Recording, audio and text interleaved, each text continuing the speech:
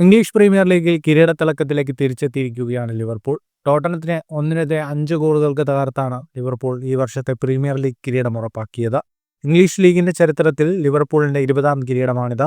കിരീട നേട്ടത്തിനൊപ്പം English premier ലീഗിൽ മറ്റൊരു ചരിത്ര നേട്ടമാണ് ലിവർപൂളിന്റെ സൂപ്പർ താരം മുഹമ്മദ് സല സ്വന്തമാക്കിയത്. മത്സരത്തിൽ ഒരു ഗോൾ നേടിയാണ് താരം തിളങ്ങിയത്.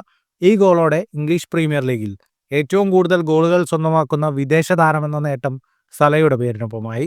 ഇംഗ്ലീഷ് പ്രീമിയർ ലീഗിൽ 185 ഗോളുകളാണ് സല അടിച്ചുകൂട്ടിയത്. 184 ഗോളുകൾ നേടിയ അർജന്റീൻ താരം സെർജിയോ അഗീറോയുടെ റെക്കോർഡാണ് സല തകർത്തത്. ഇംഗ്ലീഷ് പ്രീമിയർ ലീഗിൽ ഈ സീസണിൽ 4 മത്സരങ്ങൾ ബാക്കി നിൽക്കെയാണ് ലിവർപൂളിന്റെ കിരീട നേട്ടം.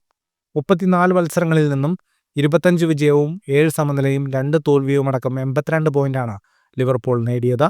രണ്ടാം സ്ഥാനത്തുള്ള ആഴ്സണലിന് ഇത്ര തന്നെ മത്സരങ്ങളിൽ നിന്നും 67 പോയിന്റാണുള്ളത്. പ്രീമിയർ ലീഗിൽ മെയ് 4 ചെൽസിക്കെതിരായാണ് ലിവർപൂളിന്റെ അടുത്ത മത്സരം. ഫുട്ബോൾ ലോകത്തെ കൂടുതൽ വാർത്തകൾക്കും വിശേഷങ്ങൾക്കുമായി സ്പോർട്സ് കഫേ സബ്സ്ക്രൈബ് ചെയ്യുക.